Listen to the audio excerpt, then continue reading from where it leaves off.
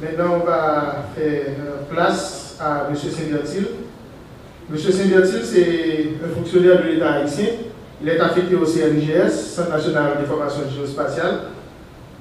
Il est membre du comité des risques naturels créé au CNGS depuis 2013.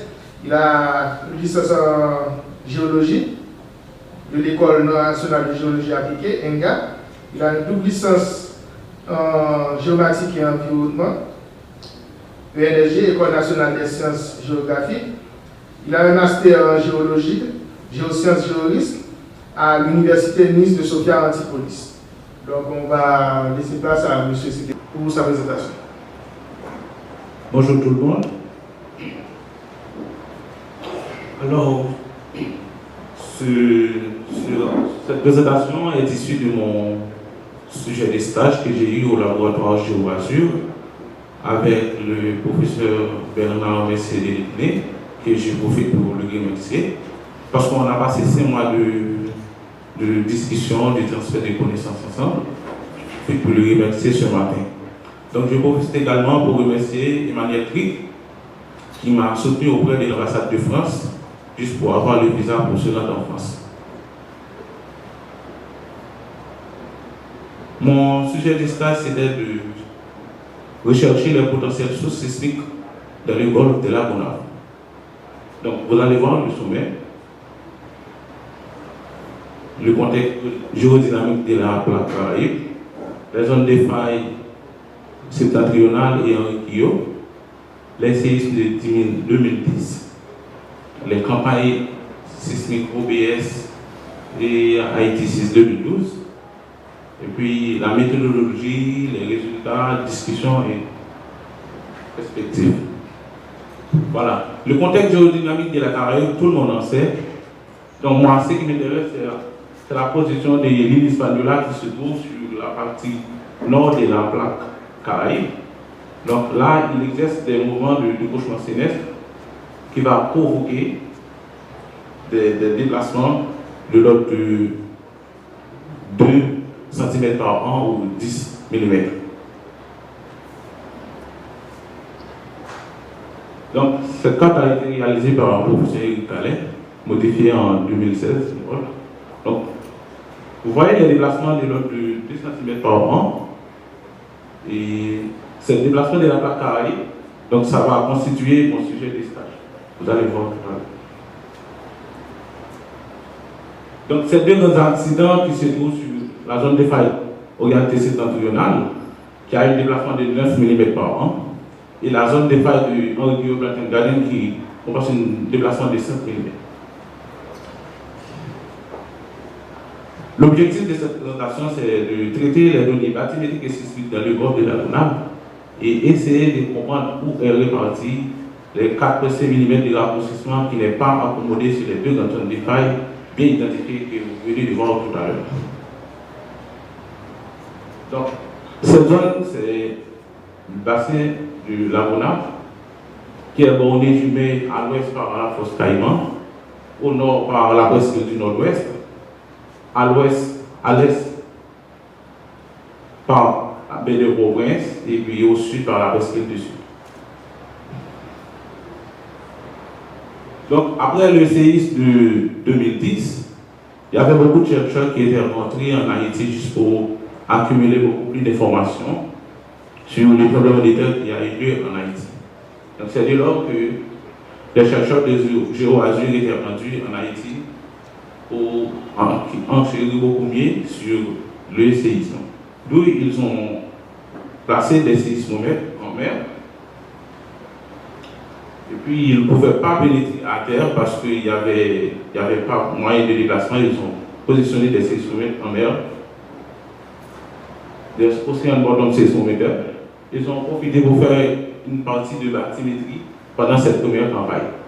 Et pendant la deuxième campagne qui a eu lieu en 2012, non seulement ils ont fait de la sismique, mais ils ont fait également un peu de bathymétrie. Ces deux données ont été compilées juste pour bénéficier un peu plus de l'école de la Gonave. C'est là où mon sujet de stage a commencé. Voilà, pendant la première campagne, ils ont fait de la bathymétrie dans cette zone. Dans toutes ces zones, ils ont fait un B de la bathymétrie. Pendant la deuxième campagne, ils ont fait la bathymétrie dans toutes ces zones. Moi, comme il y avait des trous dans ces données, j'ai essayé de faire une sorte de mosaïquage entre ces deux sources de données, qui m'a permis d'avoir une bathymétrie un petit peu plus complète. Voilà. Avec cette bathymétrie, j'ai pu produire mon morphotectonique pour cette, géomorphologique pour cette zone. Donc, comme il y avait des trous dans ces données, moi j'ai dû prendre des sources de données GEDCO, qui est une bathymétrie mondiale, qui est de 900 mètres de précision, juste pour couvrir les trous qui étaient répartis dans les deux campagnes. Voilà, la sismique, qui est une méthode qui permet de visualiser les structures géologiques plus en profondeur grâce à des échos sismiques générés par des hétérogénéités du sous-sol. Donc à chaque stade différent qu'on trouve, ça va vous envoie un écho avec des flux qui contiennent des hydrophones dans le bateau, ça enregistre à chaque stade différent. Voilà. Donc, dans mon rapport, j'ai essayé de reporter les profils que vous voyez tracés sur cette figure. Voilà. Voilà. Moi, j'ai essayé de reporter ces figures dans mon rapport. Voilà. En fait, la sismique, c'est une sorte de. C'est une image, en fait. Donc, moi, après avoir reçu les images de Bernard Messier, donc j'ai pu faire une sorte de migration et faire un filtrage. Et après, j'ai stacké les images, juste pour avoir quelque chose de plus poli, de plus simple. Mais au début, les images étaient comme ça. J'ai utilisé la Sismic Unix, qui est un logiciel libre, modifié par les codes que Bernard a produit, juste pour me permettre de produire ces données. Voilà.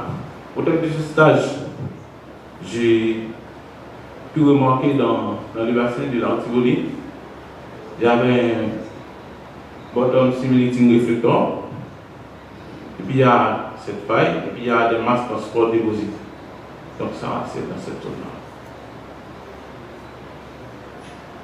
Ça, c'est pour le bassin de Jérémie, dans cette zone-là. Voilà. Il s'est reporté du président. Et ça, c'est pour le bassin de la Bona.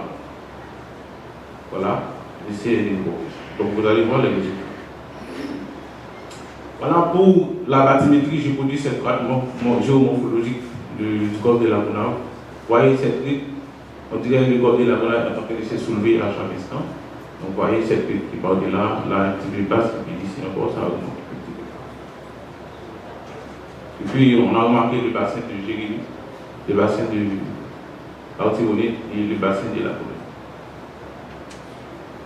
Voilà, dans le bassin de Jérémie, j'essaie de faire un petit modèle en 3D, une coupe que j'ai fait là, direction ouest-est, voilà là. Ça a permis de voir, il y a des, on dirait une noix de faille qui est ici, c'est très lisse. Donc, c'est, voilà une profil, comme on dit voir ça, ça se passe là. Voilà, dans les bassins de Jérémie, vous voyez, il y a des rides, on dirait des micro-bassins qui se trouvent à l'intérieur de ces bassins. Vous voyez des rides, des bassins de Jérémie. Et puis, dans le bassin de la Bona, vous voyez, c'est banc rocheux qui est dans le bassin. J'essaie de faire ça Ensuite, dans la sismique, j'ai pu remarquer dans le bassin de Jérémie, il y a des bottom simulating reflectors, qui est une mélange de gaz et de sédiments à basse température. On l'appelle également la catrate. Et du MTD, qui est des masses transport déposées dû à des mouvements gravitaires dans le bassin de l'Artibonite. Et puis après, j'essaie avec les profils sismiques de reporter les failles que j'ai pu identifier dans le bassin de la, dans tout le golfe de la Bona. Mais comme il y a vraiment des trous dans la sismique, parce qu'il n'y a vraiment pas assez de données dans le golfe de la Bona, mais avec le peu de données qu'on a eu, on a pu faire ça. Voilà. Donc, après avoir traité les données sismiques et les données de bathymétrie, j'ai pu coupler les données avec les données GBS du professeur Eric Calais, on a passé au laboratoire, en fixant la partie nord de la presqu'île du Sud. Vous voyez, il y a des ellipses qui se déplacent. Voilà. Mais comme on n'a pas des points GPS, des capteurs GPS ici, qui nous permettraient de faire le rapport entre là et là, mais vous voyez, vraiment, il y a des déplacements qui se font dans les bassins dans le bord de la Gonaïve. Ensuite, je vais placer les failles que j'ai pu retrouver dans le bord de la Gonaïve avec les professeurs Calais. Vous voyez bien ici. Voilà. En gros, je pose cette question, où se trouvent les sources potentielles dans le bord de la Gonaïve? Moi, je dis dans le bassin de la Tibonite, c'est la faille inverse. Dans le bassin de la Gonaïve, il y a des horizons très accidentés. Ou dans le bassin de Jérémie, dans la bord du nord du bassin de Jérémie. Donc, en gros, ce stade m'a permis de produire une carte morphotectonique et une carte géomorphologique. Donc, cette carte couplée avec les données du professeur Calais m'a permis de faire l'évaluation sismique dans le bord de la Gonaïve. Perspective, ce stade m'a permis d'identifier la nécessité d'avoir une coordination sismique en Haïti, d'avoir une base de données archivée en Haïti, car le nombre de kilomètres profils sismiques sont disparus. Merci.